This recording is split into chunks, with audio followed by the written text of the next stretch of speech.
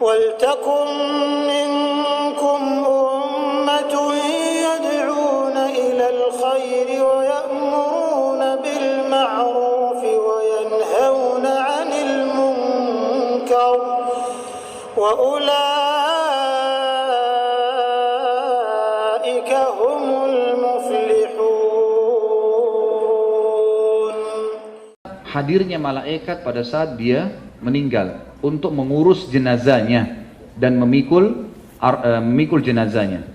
Disebutkan dari Mahmud bin Labib radhiyallahu anhu, beliau berkata, ketika tulang lengan Sa'ad terkena anak panah, lalu dia sakit karenanya, tadi lengan kanannya, maka mereka membawanya kepada seorang wanita yang bernama Rufaidah yang biasa mengobati luka.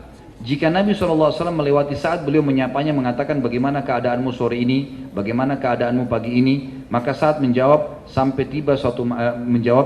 sampai tiba satu malam di mana kaumnya memindahkannya dan sakitnya semakin parah. Maka kaum Sa'ad pun membawanya ke Bani Abdil Ash'al di perkampungan mereka. Rasulullah SAW datang menjenguk Sa'ad, lalu dikatakan kepada beliau, kaumnya telah membawanya pulang. Maksudnya Nabi kunjungi dia di masjid, di kemah dekat masjid, tapi ternyata sudah nggak ada, dibawa pulang ke kaumnya. Lalu Nabi SAW berangkat dan kami mengikuti beliau, kata Mahmud bin Labib. Beliau pun berjalan dengan cepat sampai tali sendal kami terputus karena cepatnya Nabi SAW berjalan. Jadi pada saat sudah diangkat dari kemahnya di dekat masjid, dibawa ke rumahnya di perkampungannya, Nabi SAW segera mengejar ke sana. Ada alasannya kenapa dikejar nih. Dan Nabi SAW buru-buru sampai para sahabat karena mengejar Nabi SAW, sendal-sendal mereka terputus. Hal ini disampaikan oleh para sahabat kepada Nabi SAW, maka beliau bersabda, ya Rasulullah, kenapa anda buru-buru begini? Kenapa sampai begini, sampai sendal-sendal pada putus, debu-debu pada berterbangan? Maka kata Nabi SAW, inni akhafu an tasbiqana ilaihil malaikatu fatagsiluhu kama gasalat handala. Aku khawatir para malaikat mendahului kita memandikannya sebagaimana mereka memandikan Handala. Dan ini hadis sahih ya. Ini menandakan teman-teman sekalian, pada saat itu Nabi SAW sudah tahu kalau saat begitu tiba di sukunya sudah meninggal dunia. Dan Nabi SAW buru-buru, kenapa? Karena beliau ingin memandikan jenazahnya Sa'ad ibn Mu'ad. Dan beliau berkata, saya khawatir jangan sampai kalau kita telat tiba di sana malah malaikat yang mengurus jenazahnya. Di dalam sabda Nabi SAW yang lain dikatakan bahwasanya kami bertanya, kata para sahabat, kami bertanya, wahai Rasulullah, kami tidak membawa seorang mayit yang paling ringan dibandingkan dia, si Sa'ad ini.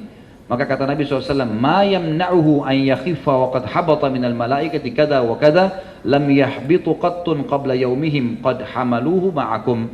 Bagaimana tidak ringan jenazahnya? Jadi waktu sahabat angkat itu kayak ringan sekali.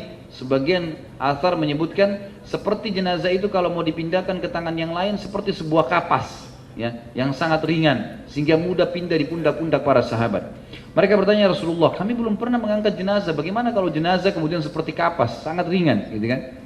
Seperti ini, kata Nabi SAW, bagaimana tidak ringan, sedangkan para malaikat dengan jumlah sekian dan sekian telah turun. Mereka tidak turun sebelum hari ini, mereka memikul Sa'ad bersama kalian. Dan ini bisa dilihat pun nomor 16, diriwayatkan Ibnu Sa'd dan dihasankan oleh Arnaud ya, dalam Asy-Syiar.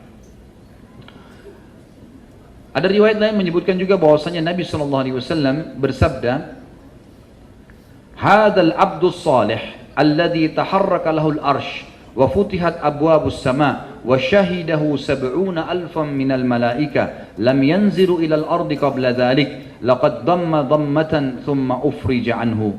Ya, ini diriwayatkan oleh An-Nasai dalam Kitabul Janaiz dan juga disahihkan oleh Albani dalam Sahihul Jami'. Kata Nabi SAW waktu nunjuk jenazahnya Sa'ad, ini adalah hamba saleh di mana arsh bergetar karenanya. Pintu-pintu langit dibuka untuk menerima ruhnya. 70,000 malaikat menghadiri jenazahnya. Mereka tidak turun ke bumi sebelum ini. Kuburnya menghimpit lalu dilapangkan untuknya. Jadi ini menandakan memang hadirnya 70,000 malaikat yang mengurus jenazah Sa'ad radhiyallahu anhu. Tadi ada riwayat, jadi disebutkan tentu Handalah. Kalau teman-teman masih ingat riwayat Handalah kan, di salah satu peperangan Handalah ini baru menikah, kemudian dia menikah malam hari, dia belum berhubungan biologis sama pasangannya kecuali habis subuh. Habis sholat subuh di masjid bersama Nabi SAW, kemudian dia pun kembali dan menggauli istrinya, ya layaknya suami istri. Baru selesai berhubungan, dia belum sempat mandi junub, tiba-tiba ada komandan perang, jihad. Maka Hanzalah pun ikut, belum sempat mandi junub. Gitu kan. Pada saat dia masuk di medan perang, dia terbunuh oleh musuh. Lalu Nabi SAW pada saat melihat jenazah Hanzalah lalu sempat mengalihkan wajah beliau. Lalu para sahabat mengatakan, kenapa ya Rasulullah? Kata Nabi SAW, saya melihat malaikat memandikannya. Dari riwayat lain mengatakan, saya melihat istrinya dari bidadari menjemputnya. Jadi dia karena belum dimandikan, maka dimandikan oleh malaikat. Ini sebuah kemuliaan tentunya.